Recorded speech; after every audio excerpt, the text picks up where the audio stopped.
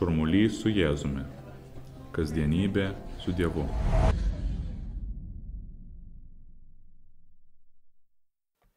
Jėzus siunčia savo apaštalus į pasaulį kaip kapitonas savo kareivius į tam tikrą ypatingą džiaugsmo, meilės ir taikos kovą.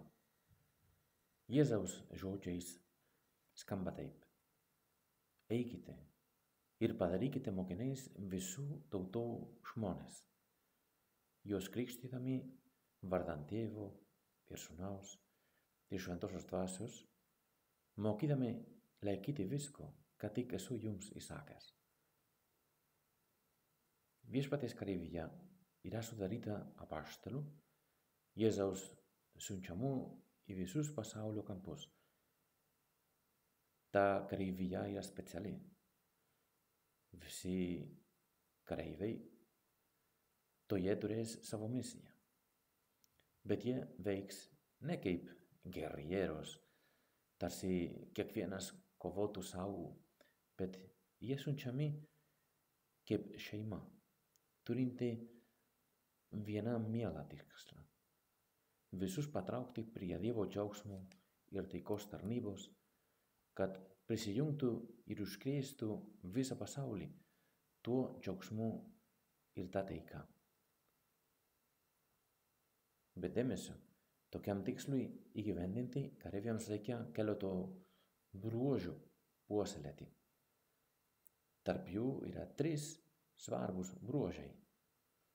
Pavyzdžiui, didelė stiprybė, kaip nepriekaištauti tuomet, kai darosi sunku, nuobodu ar liūdna. Reikalinga irgi ramybė, ypač tuomet, kai matome, kad kiti nervuojasi ar nedaro, ką jie turi daryti, ar parpuola dėl nuovargio ir atrodo, jie nebeturi jėgų. Čia irgi būtinas 3 bruožas – jautrumas kitiems. Pavyzdžiui, šeimos nariams, klasiokams, kursiokams, kolegoms ir net nepažįstamiems. O kam jis būtinas? Daryti malonų gyvenimą, suprasti jų klaidas, įsiklausyti, kad Dievui būtų galima gydyti jų širdies žaizdas. Žodžiu, čia visi kovojame kartu ir stengiamės palaikyti kitų mūsų taikos ir džiaugsmo kareivių pastangas. Visi mes, kareiviai Jėzaus kariuomenėje esantis, žiūrime ir randame įkvėpimo kovai tame, ką siūlo generolas, Dievas Tėvas, ką liepia kapitonas Jėzus ir kaip šventoji dvasia savo ypatingą logistiką ruošia mus ir kovos lauką. Generolas savo vaizdą, tai yra rūpinimusi kiekvienu žmogumi, jų vaikų, sugalvojo geriausius planus visus pasiekti ir gelbėti. Kapitonas, būdamas pirmas įgyvendinantis generolo planus, ruošia kelią kitiems ir rodo konkretų pavyzdį, kaip su generolu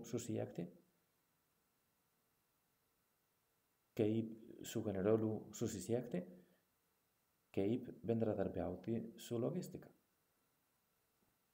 Bet gali ir kilti toks klausimas: jeigu reikia stiprybės, ramybės ir jautrumo, iš kur jų semtis?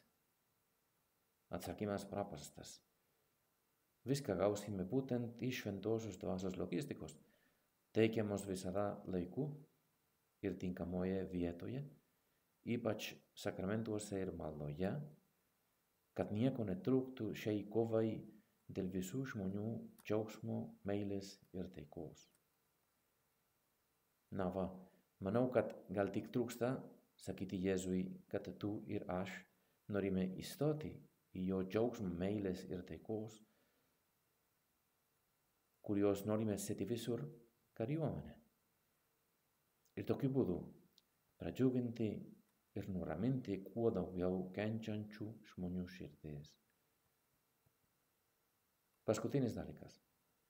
Jeigu šioje ypatingoje kariuomenėje yra generolas, šalia jo visada atsistoja generolė. Ji yra mūsų visų dangaus motina, džiaugsmo ir taikos karalienė, švenčiausioji mergelė Marija, į kurią mes kreipiamės labai paprastą maldą, bet kuri yra viena iš galingiausių ginklų šioje džiaugsmo ir taikos kovoje. Tas ginklas, gal tu jau žinai, yra šventasis rožinis, kurio mūsų specialiosios kariuomenės logistika, šventoji dvasia, nori, kad suvoktume ir priimtume visus generolo, Dievo tėvo ir kapitono, jo sūnaus Jėzaus, sumanimus ir pavyzdžius. Tokiu būdu, kareiviai, turėdami galvoje visus generolo kovos planus ir kapitono švelnius gailestingumo liepimus, galėsime drąsiai įstoti į kovą su pasitikėjimu, kad visada pergalė bus mūsų. Mergelė Marija, džiaugsmo ir taikos karalienė, Dievo kariuomenės generolė, melski už mus, kad taptume verti mūsų dieviško kapitono Kristaus žadėjimų ir Dievo karalystės pergalės.